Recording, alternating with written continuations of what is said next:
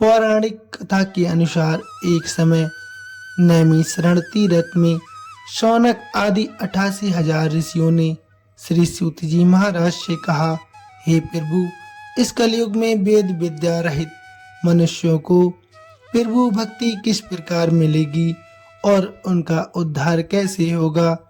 हे मुनि श्रेष्ठ, कोई ऐसा तप कहिए जिससे थोड़े समय में पुण्य प्राप्त होवे और मनोवांछित फल मिल जावे। ऐसी कथा को सुनने की हमारी बहुत तीव्र इच्छा है। सर्वशास्त्र ज्ञाता सूत जी महाराज बोले, हे वैष्णवों में पूज्य, आप सभी ने प्राणियों की हित की बात पूछी है, इसलिए मैं एक श्रेष्ठ व्रत को आप लोगों को बताऊंगा, जिससे नारद जी लक्ष्मी नारायण जी से पूछा था और लक्ष्मीपति ने मुनि श्रेष्ठ नारद जी से कहा था। आप इसे ध्यान से सुनिए।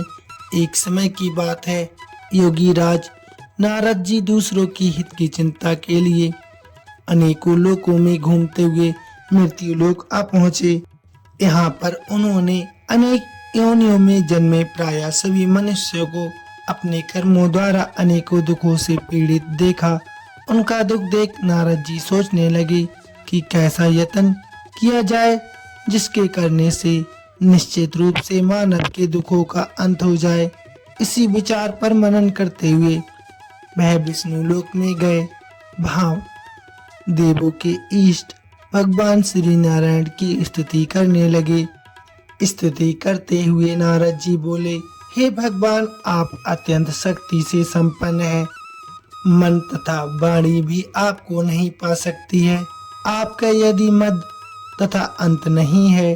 निर्गुण स्वरूप सृष्टि के कारण भक्तों के दुखों को दूर करने वाले आपको मेरा कोटि कोटि प्रणाम है।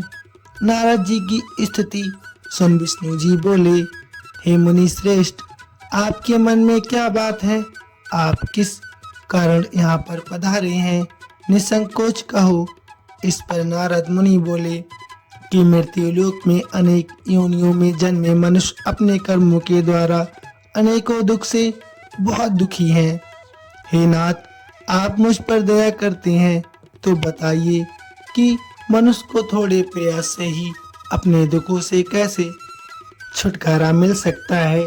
श्री हरि नारद से बोले, मनुष्यों की भलाई के लिए तुमने बहुत अच्छी बात पूछी है, जिसके करने से मनुष्य मोह से छूट जाता है। वह बात मैं तुमसे कहता हूँ, सुनो। स्वर्गलोक व मृत्युलोक दोनों में एक दुर्लभ उत्तम व्रत है जो पुण्य देने वाला है। आज प्रेम बस होकर मैं तुमसे कहता हूँ, श्री सत्यनारायण भगवान का ये व्रत अच्छी तरह विधान पूर्वक करके मनुष्य तुरंत ही यहाँ सुख भोग कर मरने पर मोक्ष पा सकता है। श्री हरि के वचन सुन नारद जी बोले कि उस व्रत का फल क्या है और उसका विधान क्या है? ये व्रत किसने किया था? इस व्रत को किस दिन करना चाहिए? सभी कुछ विस्तार से बताइए। नारद जी की बात सुनकर श्री हरि बोले, दुख व शोक को दूर करने वाला ये व्रत सभी स्थानों पर विजय दिलाने वाला है। मानव को भक्ति व श्रद्धा के साथ शाम को श्री सत्यनारायण भगवान की पूजा धर्म परायण होकर ब्राह्मणों व बंधुओं के साथ करनी चाहिए। भक्ति भाव से ही नैवेद्य, केले का फल, घी, दूध और गेहूं का आटा सवाया लेना चाहिए। गेहूं के स्थान पर साठी का आटा, शक्कर तथा गुड़ लेकर वह सभी भक्षण भोग जो खाने योग्य हों मिलाकर भगवान को भोग लगाना चाहिए। ब्राह्मणों सहित बंधु बांधुओं को भी भोजन करवाना चाहिए। उसके बाद स्वयं प्रसाद ग्रहण कर भोजन करना चाहिए। भजन कीर्तन के साथ भगवान की भक्ति में लीन हो जाना चाहिए। इस तरह से श्री सत्यनारायण भगवान का ये व्रत करने पर मनुष्य की सारी इच्छाएं निश्चित रूप से पूरी होती हैं। इस कली काल अर्थात कलयुग में मृत्यु लोक में मोक्ष का यही एक सरल उपाय बताया गया है। भक्तों, श्री सत्यनारायण भगवान कथा का प्रथम अध्याय संपूर्ण।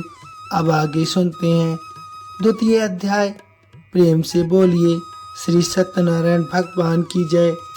सूत जी बोले, हे ऋषियों, जिसने पहले समय में इस व्रत को किया था उसका इतिहास मैं आपसे कहता हूँ, ध्यान पूर्वक सुनो।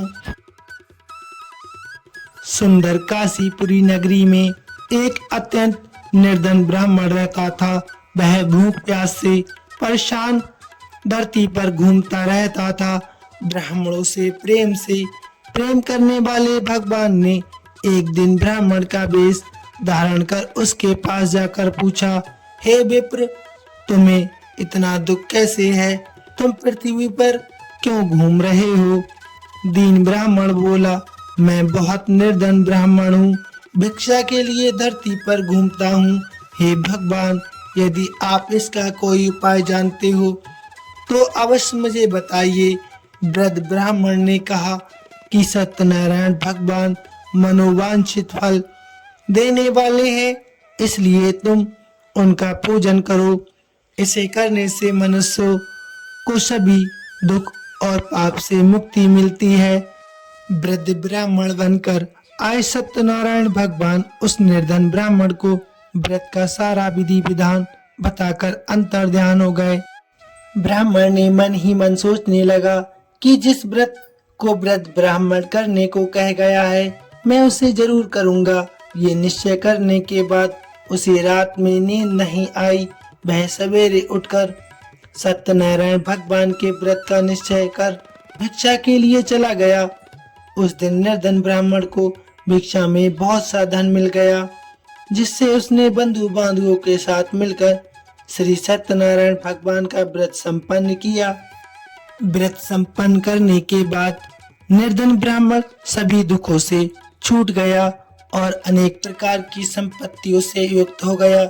उसी समय से ये ब्राह्मण हर माह इस व्रत को करने लगा। इस तरह से सत्यनारायण भगवान के व्रत को जो मनुष्य करेगा, वह सभी प्रकार के पापों से छूटकर मोक्ष को प्राप्त होगा।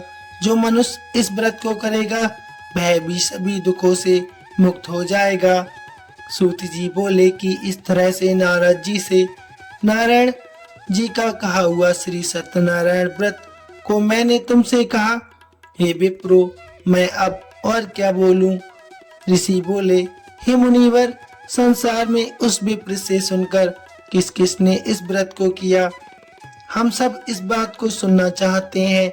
इसके लिए हमारे मन में श्रद्धा का भाव है। सूत जी महाराज बोले, तो ध्यान से सुनो। एक समय वही विप्र धन व ऐश्वर्य के अनुसार अपने बंधु बांधुओं के साथ इस व्रत को करने को तैयार हुआ। उसी समय एक लकड़ी बेचने वाला बूढ़ा आदमी वहां पर आया और लकड़ियां बाहर रखकर अंदर ब्राह्मण के घर में गया। प्यास से दुखी वह लकड़हारा उनके व्रत करते देख विप्र को नमस्कार कर पूछने लगा कि आप ये क्या कर रहे हैं तथा इसे करने से क्या फल मिलेगा, कृपया मुझे भी बताइए। ब्राह्मण ने कहा, सब मनोकामनाओं को पूर्ण करने वाला ये श्री सत्यनारायण भगवान का व्रत है। इनकी कृपा से ही मेरे घर में धन धान की आदि वृद्धि होती है। विप्र से सत्यनारायण व्रत के बारे में जानकर लकड़हारा बहुत प्रसन्न हुआ। चरणामृत लेकर प्रसाद खाकर अपने मन में विचार करके अपने घर चला गया और उसने संकल्प किया कि आज लकड़ी बेचने से जो भी धन मिलेगा उसी से श्री सत्यनारायण भगवान का ये उत्तम व्रत मैं अवश्य करूंगा। मन में इस विचार को लेकर बूढ़ा आदमी सिर पर लकड़ियां रखकर उस नगर में बेचने गया जहां धनी लोग ज्यादा रहते थे। उस नगर में उसे अपनी लकड़ियों के दाम 4 गुना ज्यादा प्राप्त हुए।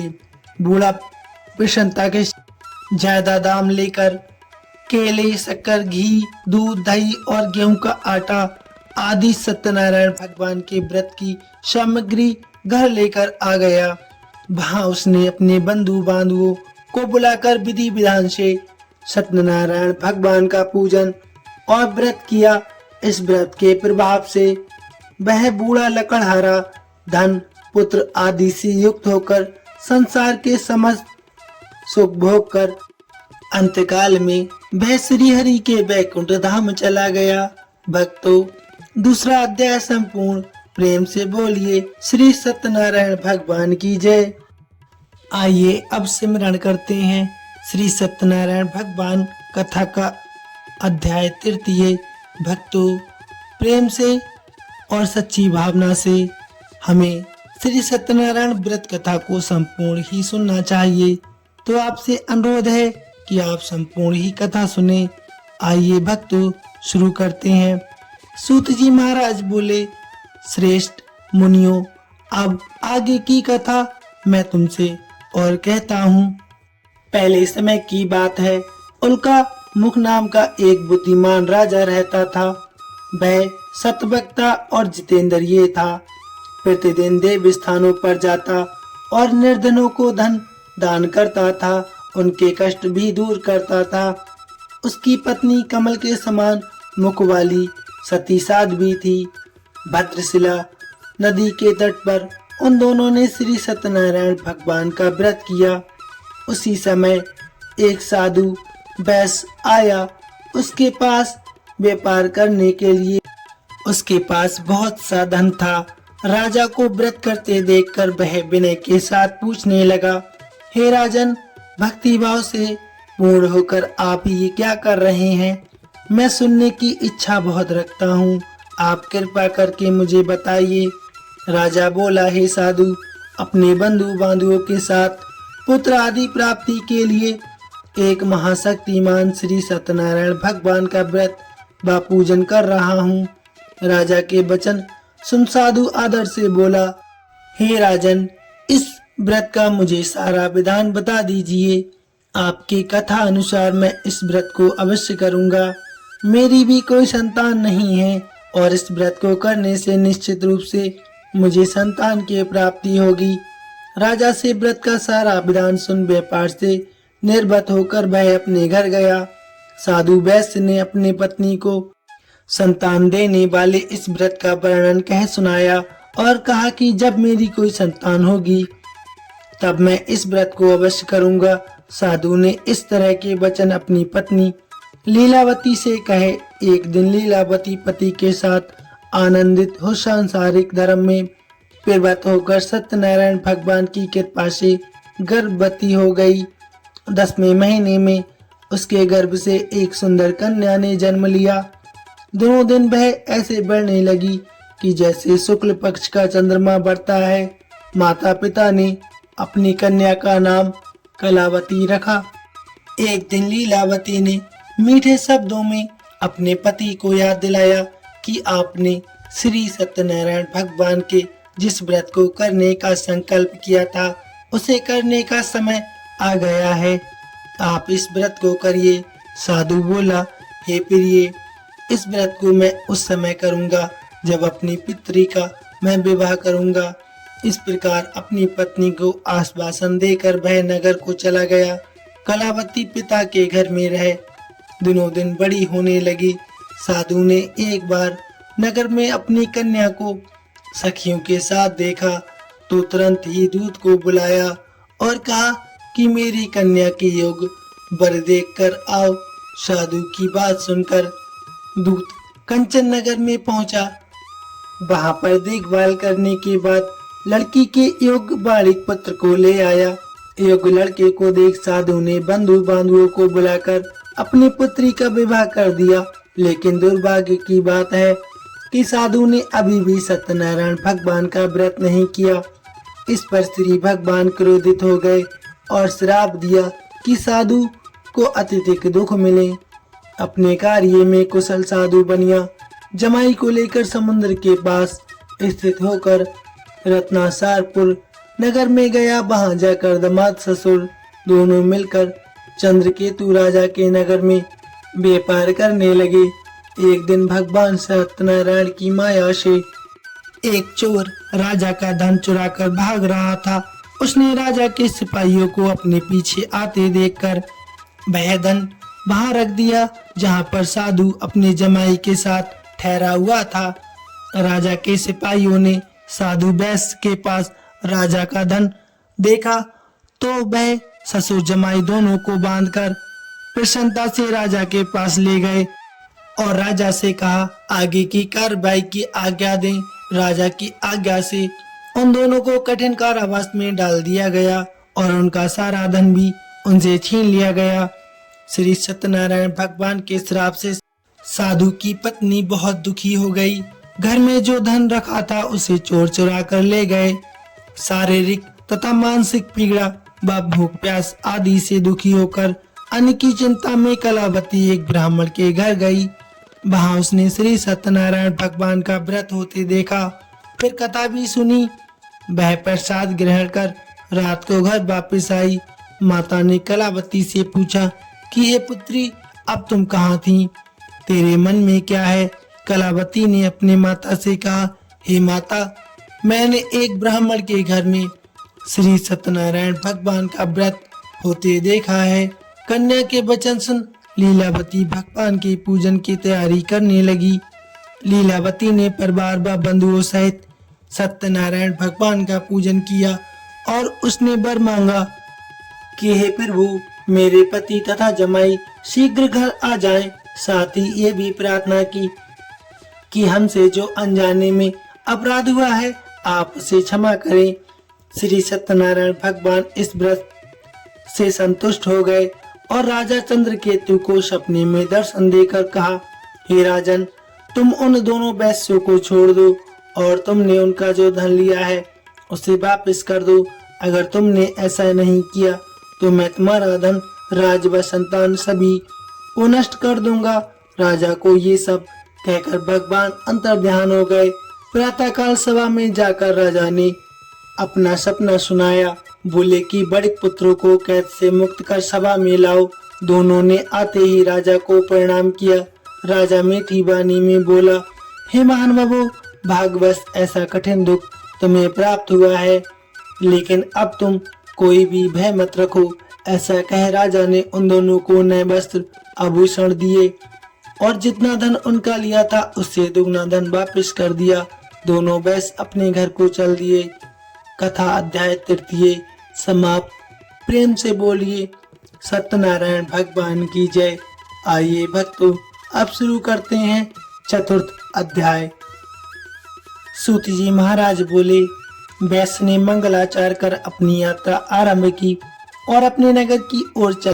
उनके थोड़ी दूर जाने पर एक दांडी वेशधारी श्री सत्यनारायण जी ने उनसे पूछा, हे साधु, तेरी नाव में क्या है? अभी बाड़ी बाड़िक हंसता हुआ बोला, हे दांडी, आप क्यों पूछते हो? क्या धन लेने की इच्छा है? मेरी नाव में तो बेल व पत्ते भरे हुए हैं। वैश्य के कठोर वचन सुन भगवान बोले, तुम्हारा वचन सत्य हो। दांडी ऐसे वचन कहे वहां से दूर चले गए। कुछ दूर जाकर समुद्र किनारे बैठ गए। दांडी के जाने के बाद साधु वैश्य ने नित्य क्रिया के पश्चात नाव को ऊंची उड़ते देखकर अचंभा माना और नाव में बेल पत्ते आदि देख वह मूर्छित होकर जमीन पर गिर पड़ा। मूर्छा खुलने पर वह अत्यंत शोक में डूब गया तथा उसका दामाद बोला कि आप शोक न मनाएं, ये दांडी का शाप है, इसलिए हमें उनकी शरण में जाना चाहिए, तभी हमारी मनोकामनाएं पूरी होंगी। दामाद की बात सुनकर वह दांडी के पास पहुंचा और अत्यंत भक्ति भाव से नमस्कार करके बोला, मैंने आपसे जो जो असत्य वचन कहे थे उनके लिए मुझे क्षमा याचना दें। ऐसा कहकर महान शोकातुर हो रोने लगा। तब दांडी भगवान बोले, हे बड़े पुत्र, मेरी आज्ञा से बार बार तुम्हें दुख प्राप्त हुआ है, तू मेरी पूजा से विमुख हुआ है। साधु बोला, हे भगवान, आपकी माया से ब्रह्मा आदि देवता भी आपके रूप को नहीं जानते, तब मैं अज्ञानी कैसे जान सकता हूँ? आप प्रसन्न हो जाइए, अब मैं सामर्थ्य के अनुसार आपकी पूजा अवश्य करूँगा। मेरी रक्षा करो और पहले के सामान नौका में भर दो। साधु वैश्य के भक्ति पूर्वक वचन सुनकर भगवान प्रसन्न हो गए और उसकी इच्छा अनुसार वरदान देकर अंतर्ध्यान हो गए। ससुर जमाई जब नाव पर आए तब उन्होंने नाव धन से भरी हुई देखी। फिर वहीं अपने अन्य साथियों के साथ सत्यनारायण भगवान का पूजन कर अपने नगर को चल दिए। जब नगर के नजदीक पहुंचे तो उन्होंने दूत को घर पर खबर के लिए भेज दिया। दूत साधु की पत्नी को प्रणाम कर कहता है कि आपके पति और दामाद नगर के निकट आ गए हैं। दूत की बात सुन साधु की पत्नी लीलावती ने बड़े हर्ष के साथ सत्यनारायण भगवान का पूजन कर अपनी पुत्री कलावती से कहा कि मैं अपने पति के दर्शन को जाती हूँ, तू कार्य पूर्ण कर शीघ्र आ जाना। माता के ऐसे वचन सुन कलावती जल्दी में प्रसाद छोड़कर अपने पति के पास चली गई। प्रसाद की अवज्ञा के कारण श्री सत्यनारायण भगवान जी बहुत रुष्ट हो गए और नाव सहित उसके पति को पानी में डुबो दिया। कलावती अपने पति को बहाना पाकर रोती हुई जमीन पर गिर गई। नौका को डूबा हुआ देख वह कन्या को रोता देख साधु दुखी होकर बोला कि हे प्रभु, मुझसे या मेरे परिवार से जो भी भूल हुई है उसे क्षमा करें।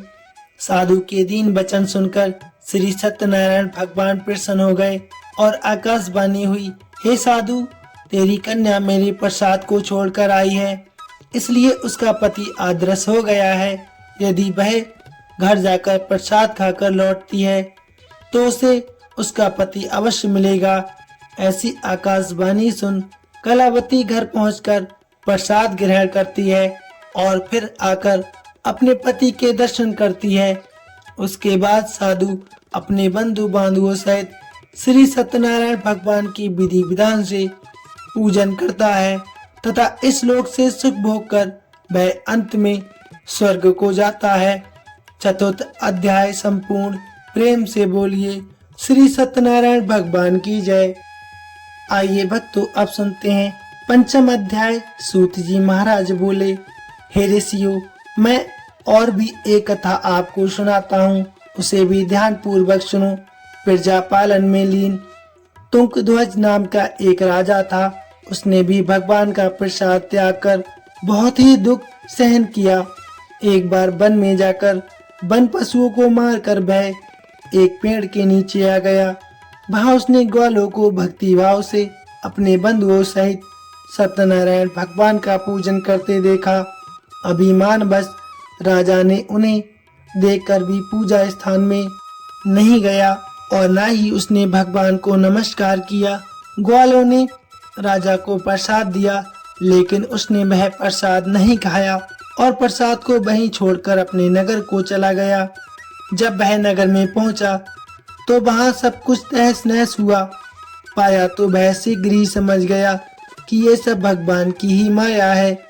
वह द्वारा ग्वालों के पास पहुंचा और विधि पूर्वक पूजा कर प्रसाद खाया तो श्री सत्यनारायण भगवान की कृपा से सब कुछ पहले जैसे हो गया। दीर्घ काल तक सुख भोगने के बाद मरणोपरांत उसने स्वर्गलोक की प्राप्ति की। जो मनुष्य परम दुर्लभ इस व्रत को करेगा तो भगवान सत्यनारायण की अनुकंपा से उसे धन दान की प्राप्ति होगी। निर्धन धनी हो जाता है और भय मुक्त हो जीवन बिताता है। संतानहीन को संतान प्राप्ति होती है और सारे मनोरथ पूर्ण होने के बाद वह मानव अंतकाल में वैकुंठ धाम को चला जाता है। सूत जी महाराज बोले, जिन्होंने पहले इस व्रत को किया, अब उनके दूसरे जन्म की कथा मैं तुमसे कहता हूँ। वृद्ध सदानंद ब्राह्मण ने सुदामा का जन्म लेकर मोक्ष की प्राप्ति की। लकड़हारे ने अगले जन्म में निषाद बनकर मोक्ष प्राप्त किया। उल्कामुख नाम का राजा दशरथ होकर बैकुंठ को चला गया। साधु नाम के वैश्य ने मोरध्वज बनकर अपने पुत्र को आरे से चीरकर मोक्ष पाया। महाराज तुंगध्वज ने स्वयंभू होकर भगवान में भक्ति युक्त हो कर्म कर मोक्ष प्राप्त किया। भक्तों, पंचम अध्याय संपूर्ण। प्रेम से बोलिए श्रीमन नारायण नारायण भजमन नारायण नारायण। श्री सत्यनारायण भगवान की जय।